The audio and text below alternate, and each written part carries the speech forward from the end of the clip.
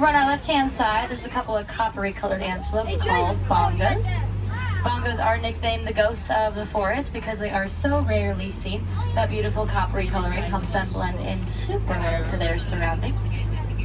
Over on our right-hand side, I do see some zebra party pants poking out. That is an okapi back there. Now, they may look like zebras, but they're actually the closest living relative to the giraffe.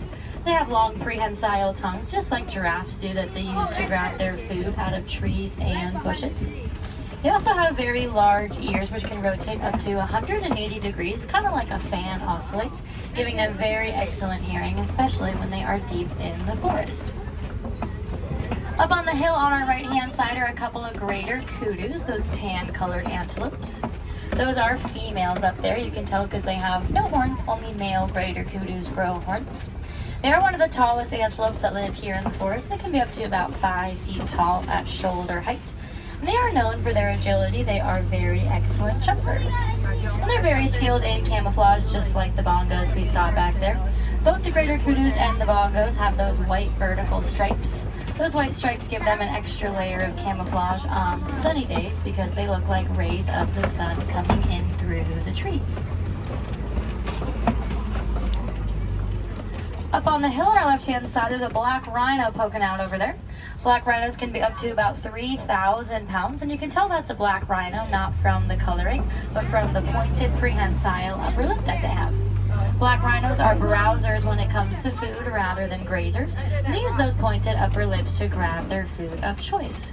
Up on top of the hill on our left-hand side is a very large black and white bird called a saddle-billed stork. They can be up to 5 feet tall, and their wingspan can be up to 9 feet. Alright, now we're making our way out of the forest through here. We're going to head towards the Safi River up ahead. The Safi is home to animals that like to hang out in watering holes, so we'll keep our eyes peeled down on the water as we go by, especially for any ripples or shadows. Coming up on our right-hand side, I do see quite a few pink-backed pelicans down there. They get their name from their lovely pink coloring on their back, which gets brighter during their mating season. There are a couple of Nile hippos down on our right-hand side as well. They are hanging out beneath the surface. They kind of just look like big rocks, but that's how you see them most of the time. Nile hippos can hold their breath for up to several minutes at a time, and they're even known to fall asleep under the water, and their bodies just know when to come up for air. They are pretty big. They can be up to about 5,500 pounds here on our left. So even bigger than the black rhino we saw back in the forest. Now, the word hippopotamus translates to river horse in Latin because rather than swimming, they sink all the way to the bottom of their watering holes and they glide across the floor. Hence the name river horse, just like this one is doing down here on our left-hand side. There's a couple of them down there moving around. They just look like big rocks down there. When they gather together in groups like that, it's called a float of hippos. They do have very large teeth, but they are herbivores. They only eat plants. But they can be very territorial, especially when it comes to their babies. Alright, now we're going to head around this curve, and we're coming up on a bridge here. As I go over the bridge, keep your eyes peeled down below. You might see a Nile crocodile down there.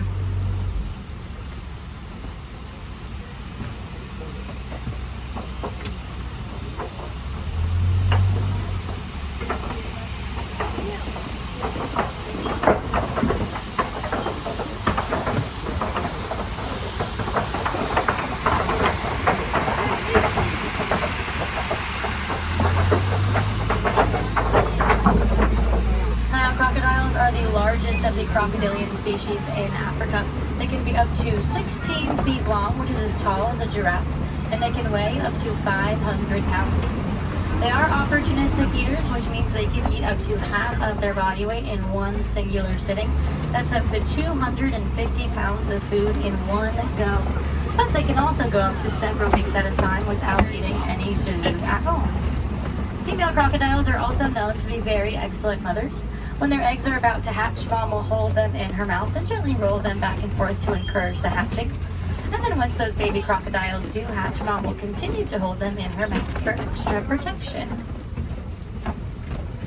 Now we are about to make our way down into a very different ecosystem here called the savanna. Unlike the foresty areas we saw back there, the savanna is nice and airy and open because the animals that live down here rely on speed and agility to survive. So they like those nice open spaces because it gives them plenty of room to run and to jump.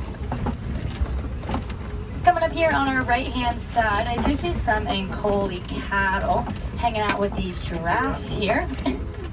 Ankole cattle have huge horns that can be up to 8 feet from tip to tip, which means each horn can be up to 4 feet long. And those horns have a honeycomb-like structure inside, which keeps them nice and light so they're not too heavy. Now, giraffes are the tallest animals in the world. They can be up to 20 feet tall. It's actually really cool to see one sitting down like they are over there on our right-hand side. Most of the time you see them standing up, so pretty cool to see them sitting down like that. Now, it looks like there's a couple of giraffes. Most of them are grabbing snacks. Just like the okapi we saw back in the forest, giraffes have long prehensile tongues. Prehensile means grabby or finger-like. And a giraffe's tongue can be up to 18 inches long, which is the average length of your forearm, so your elbow, all the way to your fingertips. Now we're going to go past a dazzle of zebras here on our right, but also on our left, right at the base of that green tree that arcs over, there are 2 African painted dogs laying down. They get their name from their beautiful calico coloring. It looks like paint was splattered all over them, hence painted dog.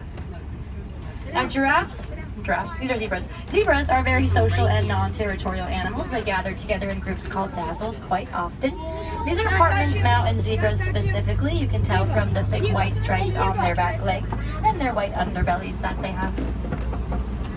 Now over on our left-hand side are some sable antelopes. They have those pointed backwards horns. The sables are the official emblem of the Harambe Wildlife Reserve because they are known as a symbol of strength. 9 times out of 10, when faced in a fight or flight scenario, sable antelopes will choose to fight. Now these giraffes are kind of scattered throughout the savanna right now, but when they gather together in groups, it's called a tower of giraffes. And these are all Maasai giraffes. You can tell from the shape of their spots. But each giraffe has a unique spot pattern, just like you and I have unique fingerprints. And those fuzzy looking things on top of their heads are called ossicones. They're part of their skull structure. Now a lot of the height comes from their necks rather than their legs, so pretty cool to see them sitting down like this. Your seats are about 6 feet off of the ground, so just their neck alone is about 6 feet, maybe even more. I would say more like 9, 10 feet tall. Their legs are about 6 feet long, give or take. So they have very, very long necks. Now it looks like there's a couple different types of antelopes coming up here on our right-hand side as we head around these curves. Those gray antelopes are wildebeest. Wildebeest translates to wild beast in Afrikaans, and they participate in the Great Migration, in which 1.5 million of them gather together every year to migrate up to 1,000 miles, which is a lot of walking. And the teeny tiny brown antelopes coming up here on our right-hand side are springbok. They're only about 2 feet tall, but they can jump up to 6 feet in the air and up to 13 feet moving forward. When they jump together with all 4 feet off of the ground, it's called pronking. They're not quite the fastest land animals in the world, but they are pretty close, getting up to top speeds of about 55 miles per hour. Now, giraffes are the tallest animals in the world. I see one coming up on our left-hand side. It's a baby giraffe. And when I say baby, I mean a baby giraffe. Oh, look at her go. She's exploring, going to find mom up on the hill there. Giraffes are born at about 6 feet tall. Aww. Oh, she's taking care of her baby. That's really cute. Now, giraffes are born at about 6 feet tall. This little one here is just about 6 feet tall. And giraffes do pretty much